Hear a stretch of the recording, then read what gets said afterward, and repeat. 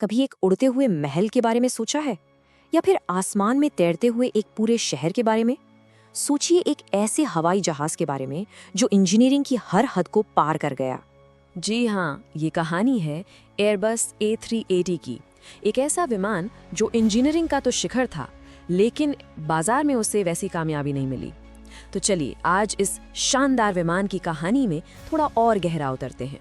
सबसे पहले तो चलिए इसके साइज की बात करते हैं, मतलब ये इतना बड़ा क्यों था और क्या बात इसे दुनिया का सबसे बड़ा पैसेंजर प्लेन बनाती थी।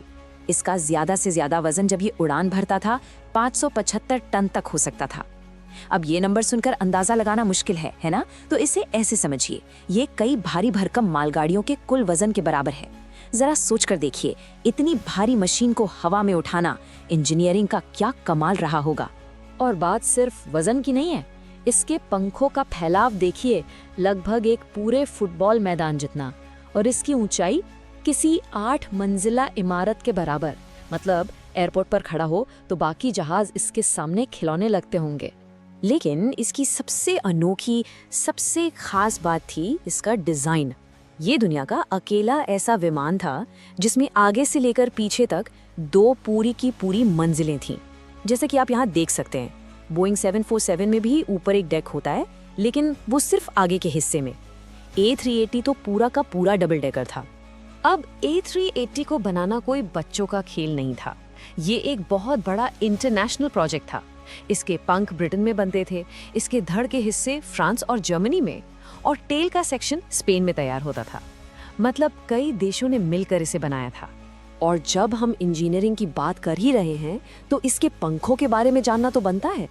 ये सिर्फ बहुत बड़े नहीं थे, इनकी असली खूबी, इनकी असली ताकत इनके लचीलेपन में छुपी थी। पता है, उड़ान के दौरान जब ये जहाज खराब मौसम या हवा के झोंकों से गुजरता था तो इसके पंखों के सिरे लगभग 4 मीटर तक ऊपर की ओर मुड़ सकते थे। जी हाँ, 4 मीटर। ये कमाल का लचीलापन टर्ब्यूलेंस को सोख लेता था, जिससे अंदर बैठे यात्रियों को एक बेहद आरामदायक और स्मूथ सफर का एहसास होता था। और ये बात तो आपको और भी हैरान कर देगी।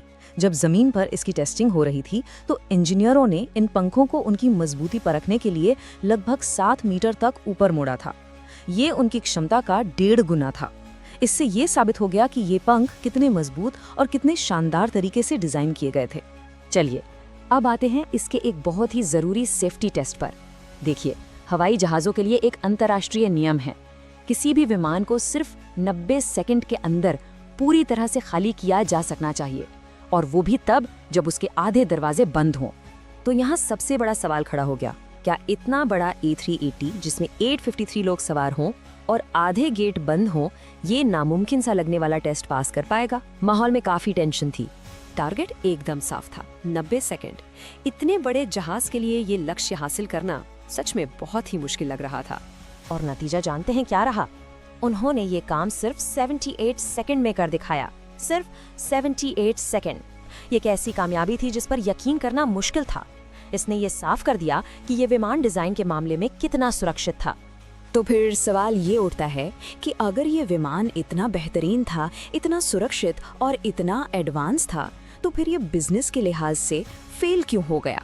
देखिए, A380 को बनाने में 18 अरब यूरो से भी ज्यादा का खर्च आया था। एयरबस को लगा था कि एयरलाइंस इसे हाथों हाथ लेंगी और सैकड़ों विमानों के ऑर्डर देंगी, पर ऐसा हुआ नहीं। इसकी सबसे बड़ी वजह थी एविएशन इंडस्ट्री की बदलती सोच। पहले airlines hub to hub model पर चलती थी, मतलब बड़े बड़े एयरपोर्ट्स को जोड़ने के लिए बड़े जहाज इस्तेमाल होते थे, जो A380 के लिए एकदम सही था।